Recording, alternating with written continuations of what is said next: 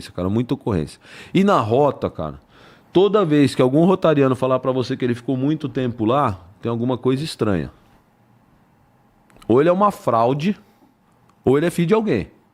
Porque quem não tem padrinho e produz, eles transferem. Com a desculpa do tô te protegendo. Entendeu? Então... O cara começa a ter produção, ocorrência, começa... Isso eu tô te falando de oficiais. Sim. De praça, você consegue ficar mais tempo, principalmente se você for motorista. Porque os motoristas, não são todos, mas a grande maioria não são os que trocam tiro. Não assina, né? É, entendeu? Então, toda vez que você pegar um cara que foi rotariano e ficou muito tempo, você tem que perguntar para um rotariano qual que é desse cara. Porque o que não falta em São Paulo é mentiroso. Porra, meu. É verdade. Porra, é muito mongoloide também, né? Não, não, se fosse mongoloide ainda tava bom, porque ele só ia falar pra caramba mas ele ia ser o bicho na rua. O problema é o mentiroso. Pois é o cara que a gente... Os rotarianos, cara, aquilo lá é tipo uma confraria, entendeu? É igual os caveiros aqui. Sim. Não adianta você falar que você foi se você não foi, porque todo mundo que frequenta aquele pátio sabe quem é quem. E lá tem um negócio, cara, que é da doutrina... de você estagiar, pegar o braçal e depois de ser braçal poder participar de algumas reuniões. Então, cara, é assim, ó, a gente sabe quem estava dentro de qual reunião. A gente sabe quem não entrava em sala de aula, a gente sabe quem ficava na guarda. Todo mundo que é rotariano mesmo lá em São Paulo sabe quem é e quem não é. Dificilmente o que não há, e eu tenho até pedido para meus irmãos que estão fazendo podcast aí não ficar fazendo isso, porque mesmo que o cara seja fraudulento, mentiroso, não fique expondo na internet, porque isso é um problema que a gente tem que resolver lá dentro da polícia. Não ficar esculachando em rede aberta, entendeu? Até porque vai tirar a credibilidade da polícia com a população. Então eu não acho certo ficar dando nome, fazendo intriga sobre isso. Mas uma coisa eu te garanto, todo rotariano em São Paulo conhece dos mais velhos aos mais novos quem é quem. Em termos de vontade de trabalho. Propósito. Falando mais velho, eu conversei com o velhão de todos lá, o Conte. O Conte é desses todos que você falou aí, ele é o mais antigão de todos. É. E o Conte é de uma época do Gilson Lopes, do Conte, do Nacarrarada Velho. É uns caras assim... Ó, pra você ter uma ideia, a minha fase, que eu e o Coronel Racorte, que hoje é o comandante do choque, a gente já trabalhava... um pouco sem colete, os primeiros anos sem colete, e depois com colete emprestado. Então, como não tinha colete para todo mundo, a gente saía com o colete e jogava para trás, falava assim, eu não vou ficar usando um colete que tá fedorento, não me serve, não é do meu tamanho, já perdeu a estrutura de validade dele, e eu não gosto dessa porra aí que não me ajuda para correr. A gente tinha essa cabeça. A gente trabalhava sem colete. Hoje os caras parecem o G.I. Joe, high-tech. Tem tudo na farda. A gente não tinha nada, a gente tinha um revólver, um baleiro, uma algema e uma bereta 9. Pra não dizer, como a bereta é ruim pra você correr com ela, a gente usava um sobressalente na cinta cruzada, parecia aqueles mexicanos. Era outra mentalidade, entendeu? Mas o ladrão era o mesmo E maldoso, entendeu? E aí, cara, depois o respeito era grande. Eu vou falar uma coisa, eu vou falar uma coisa para você. Em São Paulo, a rota não perdeu o respeito. Não perdeu. E nem os BAEPs. O vagabundo lá de São Paulo, ele sabe que tropa tática, BAEP, rota lá em São Paulo, se ele der um vacilo, ele vai pro saco. Simples assim. Então, eu tô te falando isso por quê? Porque eu tava comandando no fim da minha carreira tático rodoviário e batalhão rodoviário, e tem uma comunidade extremamente violenta da Baixada Santista, que chama Vila Esperança. Eu cheguei lá com a Vila Esperança virada, eles já tinham posto fogo há uns 3 anos em 2 guinchos, em mais 4 carros, e estavam fazendo arrastão, roubando todo mundo. Nós chegamos, eles ficaram sustentando disparo contra a gente. A hora que eles viram a primeira barca de BAEP lá, eles correram igual rato para dentro da comunidade. Então, a mística que é criada em torno de alguns nomes, algumas estruturas policiais, elas vão permanecendo. Não pode deixar cair. Isso. Não pode deixar cair, entendeu? Isso que o BOPE conquistou nessa operação, discutir a operação eu discuto com você, mas não há discussão a respeito do que o nome BOPE construiu nessa semana aqui. Lá em São Paulo, policial tático, policial de rota, COI, GAT e tal, sabe o que é BOPE. A gente sabe. Mas dentro de uma quebrada lá em São Paulo, o vagabundo, você fala pra ele, e o BOP? Ele, o que é? É a polícia lá do Rio. Qual que é a dos caras? Não sei. Entendeu? Agora ele sabe.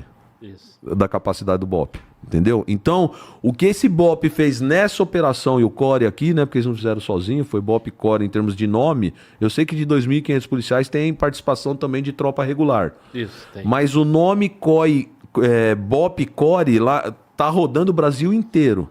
Então, essa mística que cria depois de uma operação dessa, isso perdura anos se os caras não enfraquecerem no combate, entendeu?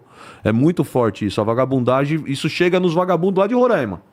É foda. O BOP é muito forte aqui no Rio e tem também a história do filme, né? Do Tropa de Elite, né? Isso. Mas, de fato, essa força, essa mística, ela foi reafirmada e colocada em outro patamar nessa operação. As imagens, a dinâmica, tudo isso, esse resultado, realmente o BOP, o resultado produzido pelo BOP dá uma dimensão para qualquer brasileiro que assistiu o noticiário. Eu fui dar o curso para a Polícia Militar de Manaus há um mês passado, mais ou menos, uns 40 dias, no curso de caveira deles lá, cara. Lá eles são raio, né? Aqui é caveira, em São Paulo é rota, lá eles são raio.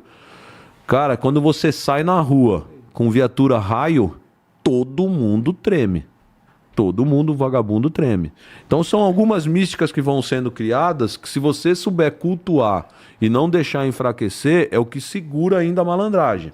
Entendeu? Senão os caras tomam conta mesmo. Mas vou voltar lá para não perder. Depois de 5 anos, cara... Deixa eu só fazer um parênteses, irmão, porque você vai dar uma sequência. Essa questão da mística, Goiás tem a Rotan, que é a mesma coisa, raio, né? Mas falando da tua experiência, São Paulo, você falou, se tu entra na quebrada em São Paulo e fala que é BOP, o cara não sabe, mas ele sabe que é rota.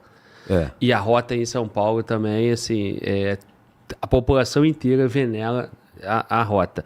E no BOP, inclusive, surge aquelas comparações, né? Qual é a diferença entre BOP e a rota? E eu quero aproveitar essa oportunidade para que você fale isso para a audiência, né?